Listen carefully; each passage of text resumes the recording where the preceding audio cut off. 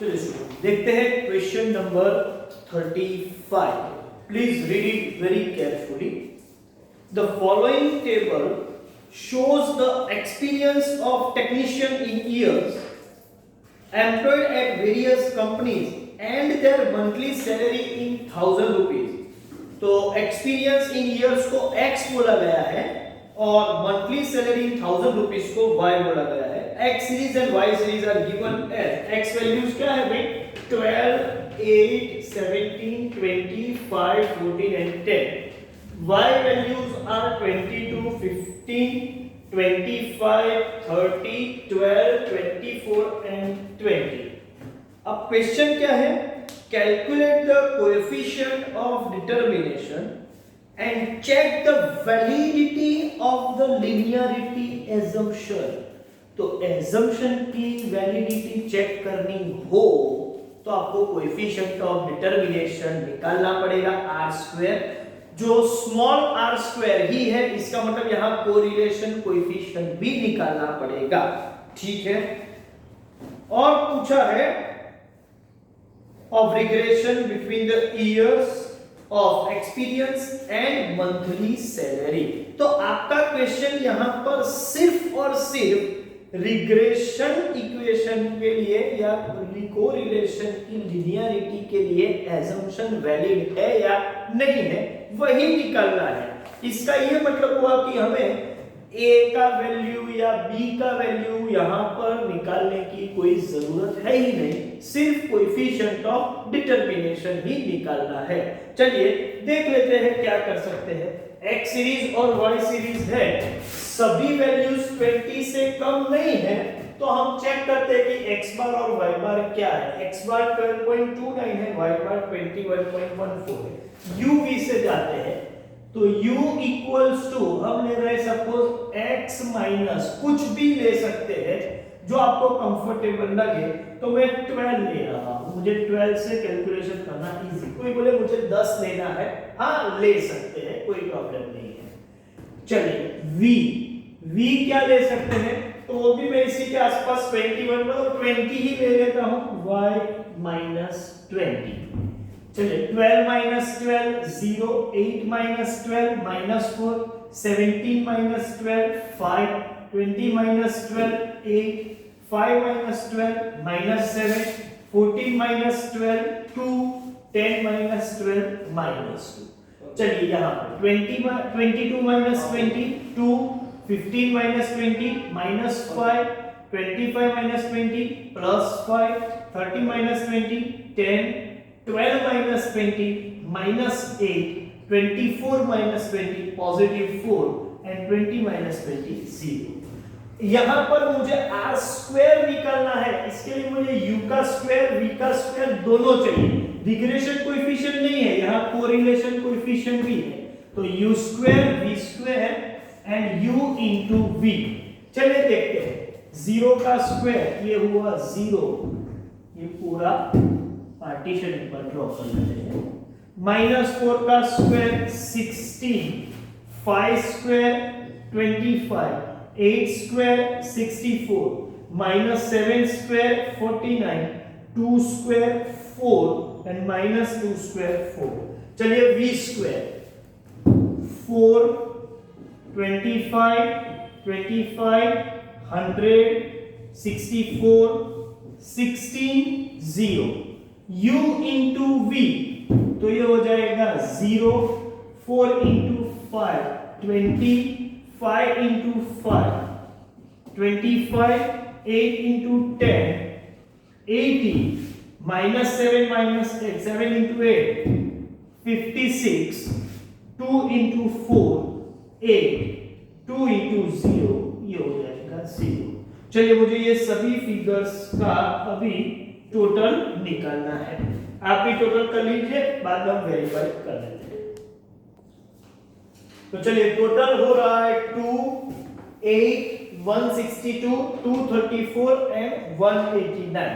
अब हमको चेक करना है कि आपकी एजम्पशन की वैलिडिटी क्या है. तो रिक्वायरमेंट है validity of assumption about linearity, और उसके लिए आपको चेक करना पड़ेगा कैपिटल आर स्क्वायर।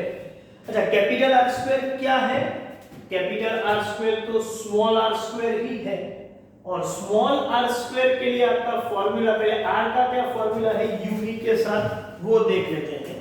तो वो है n sigma UV minus sigma U into sigma V upon under root of n sigma u square minus sigma u the whole square, next root n sigma v square minus sigma v the whole square, और ये सभी का मुझे क्या करना पड़ेगा भाई? Square करना पड़ेगा। अच्छा, अब मैं ये पूरा कैलकुलेशन हम पहले करते थे ऐसे ही करने के बाद स्क्वायर करें, या फिर यहां फॉर्मूला को ही मैं थोड़ा एडजस्ट कर लूं, तो क्या हो जाएगा? n sigma uv minus sigma u into sigma v है न्यूमरेटर का स्क्वायर, और डिनोमिनेटर का जब मैं स्क्वायर करूंगा तो स्क्वायर रूट रिमूव हो जाएगा, तो क्या बचेगा? n sigma uv minus sigma u the whole square. ये एक स्क्वायर रूट के बाहर, क्योंकि मैंने डिनोमिनेटर का स्क्वायर कर दिया है तो रूट रिमूव हो जाएगा, और दूसरे ब्रैकेट में n sigma v square minus sigma v the whole square. तो यहां पर मैंने फॉर्मूला को थोड़ा चेंज कर दिया, ये भी कर सकते हैं, या आप अपने हिसाब से पूरा कैलकुलेशन करो और फाइनल आंसर का स्क्वायर कर दो।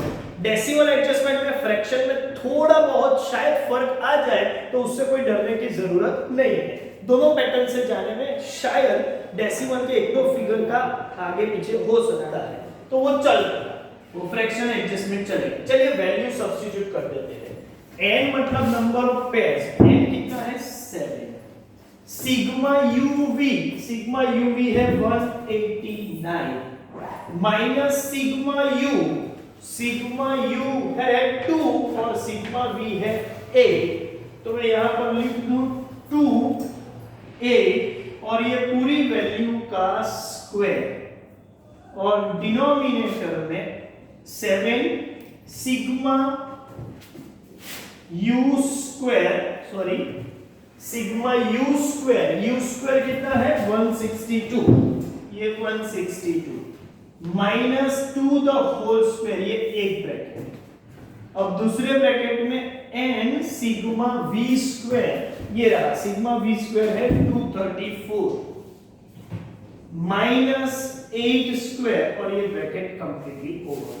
पहले न्यूमरेटर का फिगर निकाल लेते हैं, फिर डिनोमिनेटर का एक फिगर, और उसको मल्टीप्लाई करेंगे दूसरे फिगर के साथ, ठीक है? तो ये फिर यहाँ स्क्वायर रूट नहीं करना है, वहीं पर हम रख देंगे, फिर वो दोनों फिगर के बाद हमारा फाइनल आंसर आ जाएगा। चलिए कैलकुलेशन कर लेते हैं, ठीक है? तो ये कैलकुलेशन करने के बाद फिगर ये आ रहा है, न्यूमरेटर का फिगर 1307, लेकिन स्क्वायर वैल्यू है तो स्क्वायर रखेंगे। डिनोमिनेटर का एक ब्रैकेट है 1130 और दूसरा ब्रैकेट है 1574। 1307 इनटू इक्वल टू करेंगे तो स्क्वायर वैल्यू को दो बार डिवाइड करना पड़ेगा, एक बार 1130 से एक बार 15, तो एप्रोक्सीमेट वैल्यू आएगा 0.96। अच्छा, कोई r की वैल्यू निकालने के बाद स्क्वायर करेगा तो वो 0.97 भी आएगा। सो 0.96 और 0.97 फ्रैक्शनल डिफरेंस में कोई कंफ्यूजन मत करो, दोनों वैलिड ही आंसर है, पूरे मार्क्स मिलेंगे, चिंता मत करो।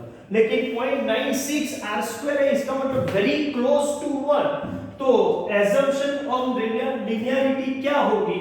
तो ये assumption इज वैलिड आप लिख सकते हो, assumption is considerably valid। Clear? अभी ये एक क्वेश्चन को आप पूरा एक बार ऐसा हो तो इसका स्क्रीनशॉट ले लो, ठीक है, और अपनी नोटबुक में लिख लेना। एक दूसरा क्वेश्चन भी है जो मैं सॉल्व करूंगा, ठीक है, एक दूसरा क्वेश्चन भी हम सॉल्व करेंगे और उसके बाद आपको मैं ओवर दूंगा। चलिए इसका स्क्रीनशॉट ले लीजिए।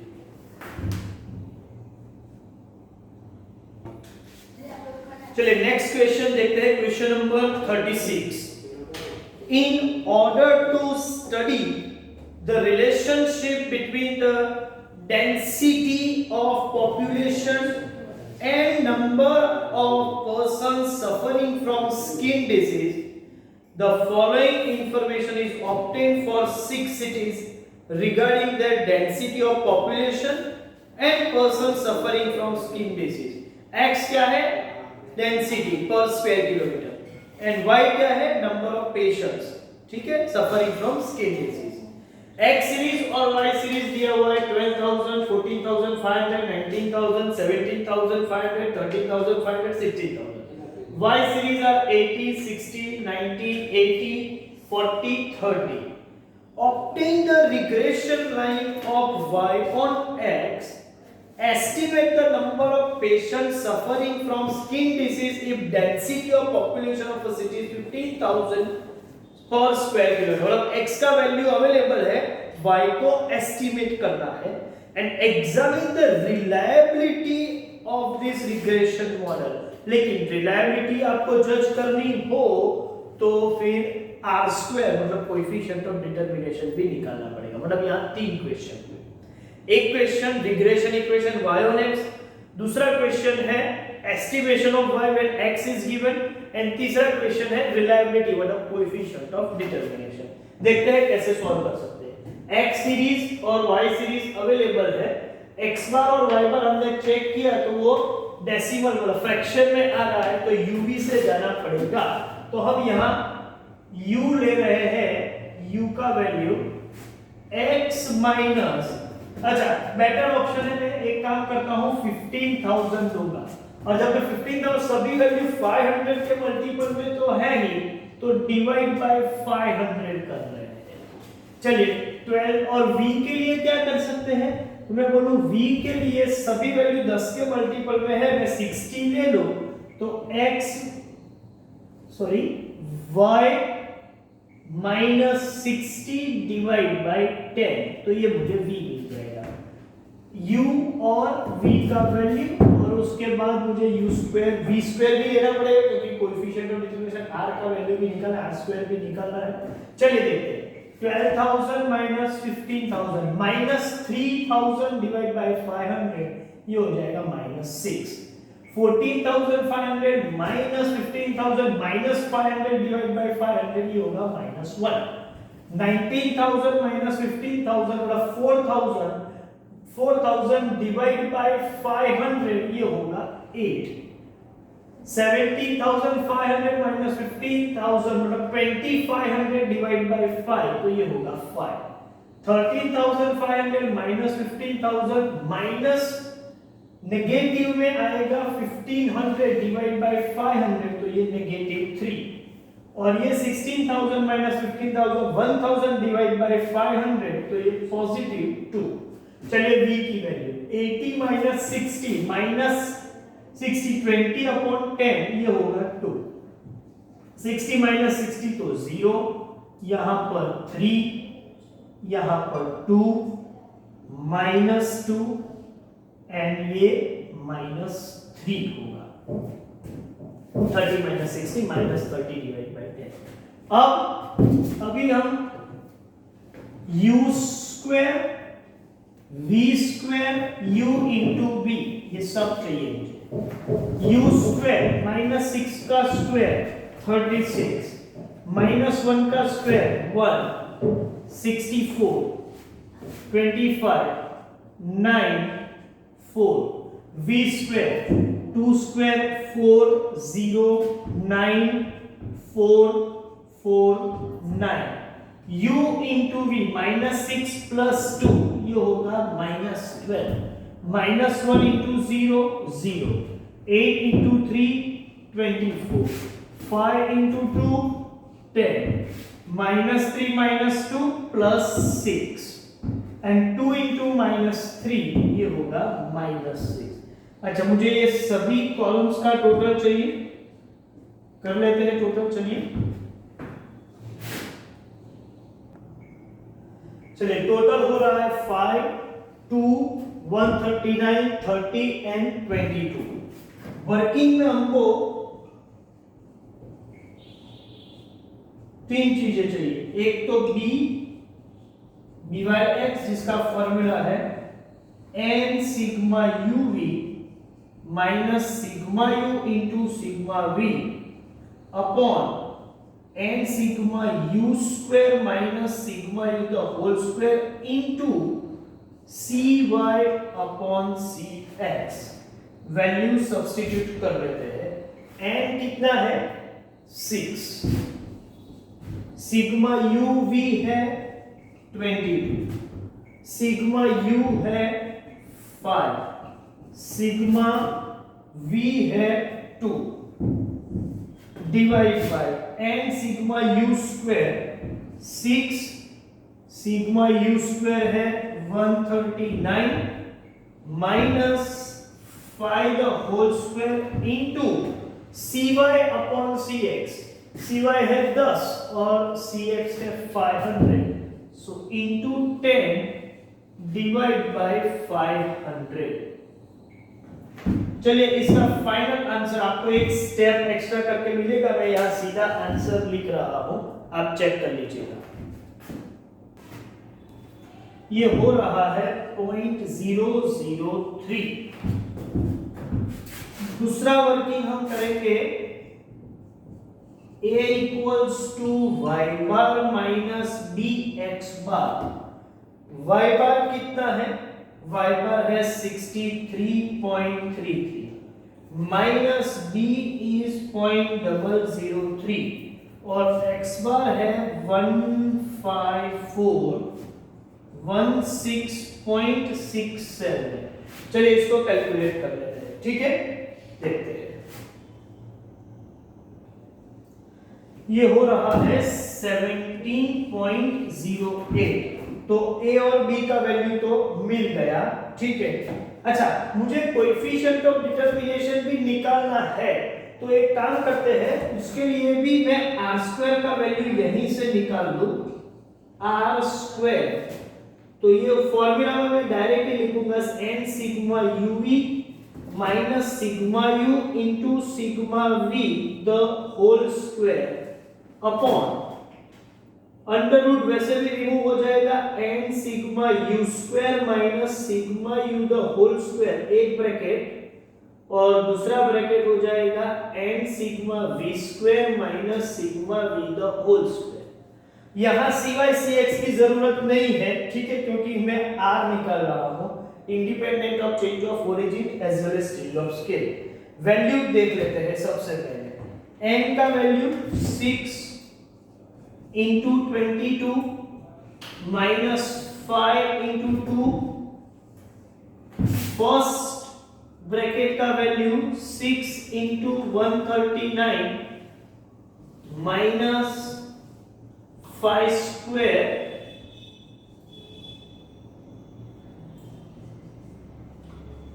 सेकेंड ब्रैकेट का वैल्यू 6 सिग्मा v स्क्वायर है 3030 6 into 30 minus 2 the whole square। आपको इसका एक स्टेप के बाद आपको आंसर मिलेगा, मुझे इसका स्क्वायर करना पड़ेगा पहले, तो ये स्क्वायर वैल्यू है और एक स्टेप के बाद आपको आंसर मिलेगा। मैं सीधा आंसर लिख रहा हूं, आप एक बार वेरीफाई कर लीजिएगा, ठीक है। तो ये वैल्यू आ रहा है 0.10। अब हम आ जाते हैं रिक्वायरमेंट। क्या पूछा है वो? Requirement number 1 is regression equation y on x। Simple सा टास्क है, taking a equals to 17.08 and b equals to 0.003, y cap is 17.08 plus 0.003x। ये हुआ y on x। सेकेंड दूसरा काम क्या है भाई? तो दूसरा काम है एस्टिमेशन का। So estimation of y when x is equal to, अच्छा x इक्वल्स टू पूछा है 15,000, उस पर y का एस्टिमेशन क्या होगा? ठीक है, देखते हैं। चलिए लिखते हैं कि taking y on x, y cap equals to 17.08 plus 0.003 और x की जगह पर हम सब्स्टिट्यूट करेंगे 15,000 को। चलिए देखते हैं क्या वैल्यू आ रही है। ठीक है, तो ये वैल्यू हो रहा है 62.08। सो अप्रोक्सीमेटली आप बोल सकते हो कि पर 1062 पेशेंट विल बी सफरिंग। तो आपका आंसर अप्रोक्सीमेटली 62 ले सकते हैं। और थर्ड क्वेश्चन है रिलायबिलिटी ऑफ दिस मॉडल। तो रिलायबिलिटी हम जज करते हैं आर स्क्वायर से, लेकिन आर स्क्वायर का वैल्यू 0.10 मतलब 0 के करीब है। तो R square equals to 0.10 which is very close to 0, we can say forecasts are not so reliable or model or regression model is not reliable। तो ये रिलायबिलिटी भी चेक हो गई। एक काम करो, अब पूरे क्वेश्चन को एक बार पॉज लेकर लिख लो या फिर इसका स्क्रीनशॉट ले लो। चलिए now based on this you can complete all the question up to 43। ठीक है, 43 तक आप सॉल्व कर सकते हो। वैसे 43 के लिए और डिस्कशन करना पड़ेगा जो मैं करूंगा, लेकिन अभी मैं बोल सकता हूं कि होमवर्क में आपको एटलीस्ट कंप्लीट अप टू 42। चलिए 43 को बाकी रखिएगा, 42 तक आप कंप्लीट कीजिए। Okay, thank you very much.